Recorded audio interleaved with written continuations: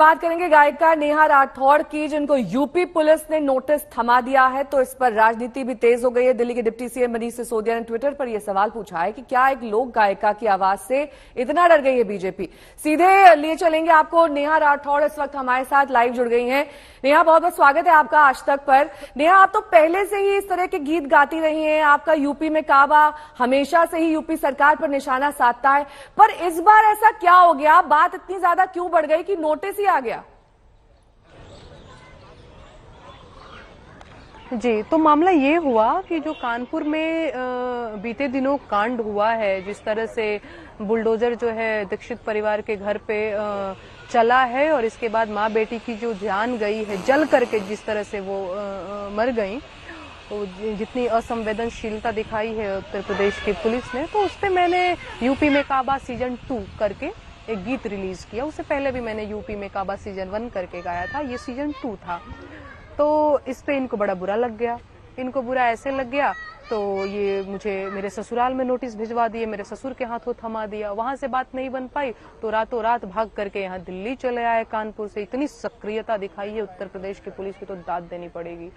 फिर सबसे जो बुरा मुझे लगा है उसमें ये लगा है कि मुझे क्रिमिनल टाइप क्यों मुझे देखा जा रहा है। मैंने कौन सा क्राइम किया है?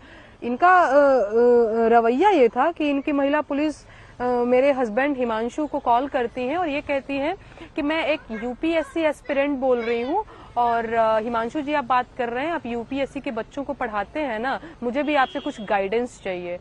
तो हिमांशु ने बोला कि ओके, आपको नंबर किसने दिया?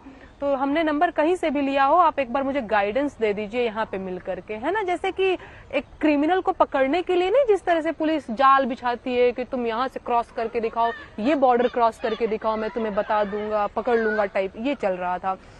तो हिमांशु ने उस पर कुछ रिस्पॉन्स नहीं किया क्योंकि उनको लगा कोई फर्जी कॉल होगा, कोई ऐसे थोड़ी बुलाता है। फिर 10 मिनट बाद उनकी कॉल आती है और वो कहते हैं कि कानपुर देहात से हम बोल रहे हैं, हमारे दरोगा जी हैं, साथ में हमारी पूरी टीम है और वो 6-7 लोगों की टीम थी।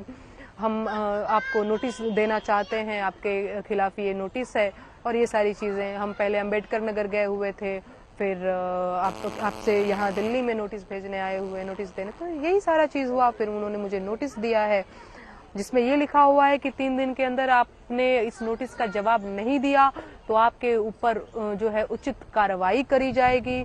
आपके गाने की वजह से समाज में तनावपूर्ण माहौल क्रिएट हुआ है, सामाजिक सौहार्द बिगड़ा है, ये सारी चीजें मुझ पे आरोप लगाए हैं। नेहा, जिस तरीके का दबाव आप पर बन रहा है और जैसे कि प्रेशर टैक्टिक्स आप बता रही हैं, इससे कहीं ना कहीं मन में कोई डर है या आगे भी आप इसी तरह से गाती रहेंगी और यूपी सरकार को घेरती रहेंगी? नहीं, मैं बिल्कुल गाती रहूंगी। यूपी में काबा सीजन 1 जब मैंने गाया था कि मंत्री के बेटवा बड़ी रंगदार बा, किसानन के ऊपर चलावत मोटर कार बा, अरे चौकीदार बोला के जिम्मेदार बा, तो उस टाइम पे भी इनके बड़े बड़े सांसद विधायक टाइप के लोग आ गए थे यूपी में सब बा, और बहुत ही अभद्र तरीके से मुझे ट्रोल करना शुरू कर दिया था। तो उस टाइम पे जब मैं नहीं घबराई तो मैं आगे भी नहीं घबरा रही हूँ। हाँ, थोड़ा सा तो पहली बार तो लगा ही कि भैया ऐसा कौन सा मैंने क्राइम कर दिया है, मैं सोचने पे मजबूर हो गई। फिर मैंने अपने गाने को भी दोबारा तिबारा पढ़ा और देखा और 4 लोगों को भेजा भी, भाई इसमें देखो, इसमें क्या गलत है, कहीं ऐसा कोई ऐसा शब्द जो आपको लग रहा है कि दिक्कत हो सकती है इन शब्दों से। तो सबका यही कहना है कि नहीं यार, इसमें तो ऐसा कुछ भी नहीं है, ऐसा क्या दिख रहा है। तो पहली बार थोड़ी सी घबराहट हुई, पर मैं एक लोकतांत्रिक देश में रहती हूँ, मैं संविधान में विश्वास रखती हूँ, मैं मौलिक अधिकारों में विश्वास रखती हूँ, मैं अभिव्यक्ति की आजादी में भरोसा रखती हूँ, तो मुझे डर बिल्कुल भी नहीं लग रहा है। बाकी मेरे वकील हैं, मैं उनसे बात कर रही हूँ, तो जो भी आगे चीजें होंगी मैं उनसे पूछ करके ही आप कानूनी तरीके से इसका जवाब देंगे। लेकिन इस बीच नेहा, ये भी आप पर आरोप लगता है कि जो गाने आप गाती हैं दरअसल वो राजनीतिक मंशा से ओतप्रोत होते हैं, स्पॉन्सर्ड होते हैं, आपको विपक्षी पार्टियां सपोर्ट करती हैं, क्योंकि आपके सपोर्ट में आम आदमी पार्टी और समाजवादी पार्टी दोनों उतर आई हैं। तो इस तरीके के आरोपों के बीच आपको ये सब लड़ाई लड़नी पड़ेगी। नहीं नहीं नहीं, मेरे समर्थन में कौन उतर आया है कौन नहीं उतर आया है उससे मुझे बहुत लेना देना नहीं है, ठीक है। मैं जनता के लिए गीत लिखती हूँ, गाती हूँ, और मुझे ये पता भी है, और कहीं ना कहीं मैंने भी ये जनता से कमिटमेंट किया हुआ है कि आप मुझ पे भरोसा रखिए, मैं आपके साथ हूँ। तो आज मेरे साथ ये सारी चीजें हुई हैं तो मेरी जनता मेरे साथ है और इसका मुझे पूरा भरोसा भी है। तो बहुत अच्छी चीज है, हम जिन पे भरोसा करते हैं वो हम पे भरोसा करें, और जनता का भरोसा पाना तो बहुत बड़ी चीज है। तो मैं तो शुक्रिया करना चाहती हूँ सभी लोगों का जो लगातार मेरे लिए ट्वीट भी कर रहे हैं मेरे फेवर में, तो मैं तो सबका शुक्रिया करना चाहती हूँ। बाकी ये रही कि ये इनके लिए गाती हैं उनके लिए गाती हैं, भैया आप सरकार में हो, आप केंद्र में हो, तो सवाल तो मैं आपसे ही पूछूंगी, किसी भी हाल में मैं विपक्ष से सवाल नहीं करने वाली हूँ, सरकार से ही मैं सवाल करूंगी। अब इसके लिए आप चाहे मुझे विपक्ष की एजेंट बोल दो, फलाना ढिमकाना कुछ भी बोल दो, मैं बार बार कहती हूँ कि मैं सिर्फ एक लोक गायिका हूँ, मैं लोगों की समस्याओं को जो है गीतों में पिरोती हूँ और मैं वही काम कर रही हूँ। इसके बाद आप अपने तरीके से मुझे कुछ भी कह लो, मुझे उससे कोई फर्क नहीं पड़ता है। नेहा, जो सोशल मीडिया की आप बात कर रही हैं उससे काफी कुछ इन दिनों प्रभावित रहता है, तो जो आपके समर्थन में ट्रोल्स आते हैं वो ज्यादा है या फिर जो आपके विपक्ष में लोग बोलते हैं, जो आपके लिए अभद्र भाषा का भी कई बार इस्तेमाल करते होंगे, वो ज्यादा है?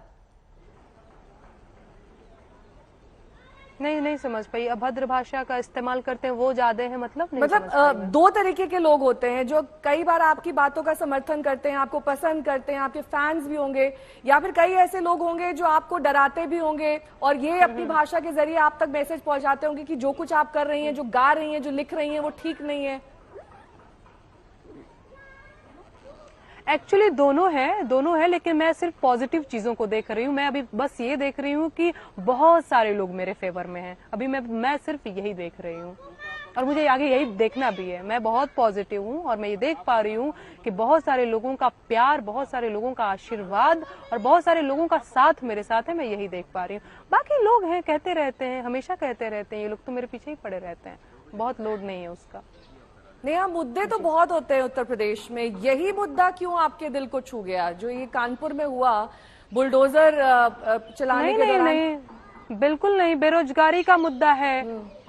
हाँ जी बिल्कुल बिल्कुल, मुद्दे बहुत सारे होते हैं। मुझे लगता है आपको भी होमवर्क करने की जरूरत है, आप जरा मेरे सोशल मीडिया पे भी देख लीजिए कि बहुत सारे मुद्दे होते हैं, बहुत सारे मुद्दों पे मैंने गीत लिखे हुए हैं। अब मुझे सीजन 1 तो बेरोजगारी नहीं तो मैं क्यों ना आऊँ? आपको क्या लगता है मुझे नहीं आना चाहिए था?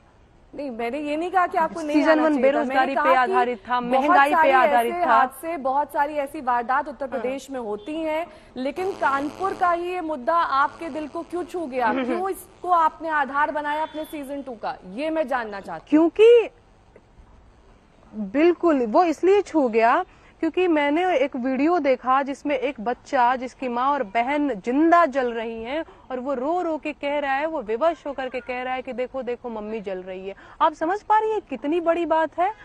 मतलब जिसकी मम्मी नहीं जली वो तो खैर क्या ही समझेगा, लेकिन मुझे इतनी मेरे अंदर संवेदना जरूर है कि मैं इस चीज को समझ सकती हूँ, है ना। तो वो चीज वहां से आई और मैंने इस गीत को लिखा और गाया। नेहा, जो लोग आपके सीजन 1 से अवगत नहीं है, अगर चंद पंक्तियां आप अपने सीजन 1 की यहाँ सुना सके, बता सके, ताकि उन लोगों को ये मालूम चले कि हाँ, नेहा राठौड़ पहले भी ये मुद्दे उठाती आई हैं और अब भी आगे भी उठाती रहेंगी। एग्जैक्टली मैं बता देती हूँ कि मैंने पहली बार नहीं गाया है और इसका शीर्षक भी मैंने यूपी में काबा सीजन 2 लिखा है, इसका मतलब सीजन 1 आया रहा होगा। तो मैं एक बार सुना देती हूँ और फिर आप लोग समझ सकते हैं कि ऐसा नहीं है कि मैं किसी एक मुद्दे पे केंद्रित गीत कर, मैं लगातार और पिछले 2.5 सालों से, मैं तो दर्शकों को भी बताना चाहती हूँ कि मैं पिछले 2.5 सालों से लोकगीतों पे काम कर रही हूँ, मैं भोजपुरी लोकगीतों पर काम कर रही हूँ। तो मैं बताती हूँ वो जो यूपी में काबा सीजन 1 था उसकी कुछ लाइनें, तो आपको पता चलेगा। अरे बाबा के दरबार बा, खत्म रोजगार बा, हाथ रस के निर्णय जो हथ लड़की के परिवार बा। काबा यूपी में काबा, कोरोना से लाखन मर गईले, लासन से गंगा भर गईले। कोरोना से लाखन मर गईले, लासन से गंगा भर गईले, टिकटिया कफन नोचत कुकुर बिलार बा। ए बाबा काबा यूपी में काबा, और मंत्री के बेटवा बड़ी रंगदार बा, किसानन के छाती पे रौदत मोटर कार बा। ए चौकीदार बोला के जिम्मेदार बा। काबा यूपी में काबा, इस तरह से उसके बोल थे। इसके बाद अभी जो घटना हुई है मैंने उस पे लिखा हुआ है, तो आप बताओ ना कि मैंने क्या क्राइम कर दिया है। आपने तो बिहार चुनाव पे भी लिखा था। मैं आपसे भी पूछती हूँ, आपने आपको तो नहीं लगता बिहार है कि चुनाव पे मुझे भी लिखा था नेहा। हाँ। और इन दिनों महागठबंधन में वहां सब कुछ ठीक नहीं चल रहा है, खटपट हो रही है, उस पर कुछ कहना चाहेंगे आप? नहीं, देखिए मैं यहाँ पे एक लोक गायिका की हैसियत से बैठी हुई हूँ, मैं किसी पार्टी की प्रवक्ता के तौर पे नहीं बैठी हुई, तो मैं किसी के गठबंधन में क्या चल रहा है, कोई गठबंधन तोड़ रहा है जोड़ रहा है, उससे मेरा कोई लेना देना नहीं है, नहीं मैं इस पे कोई टिप्पणी करना चाहूंगी। आप मेरे गीतों पे बात कर सकती हैं। ठीक है, बहुत बहुत शुक्रिया नेहा हमारे साथ जुड़ने के लिए और अपनी बात रखने के लिए। नेहा राठौड़, जिन्होंने कुछ पंक्तियां ऐसी लिखी सीजन 2 में जिसको लेकर अब विवाद खड़ा हो गया है, उन्हें नोटिस थमा दिया गया है और उनके पक्ष में अब समाजवादी पार्टी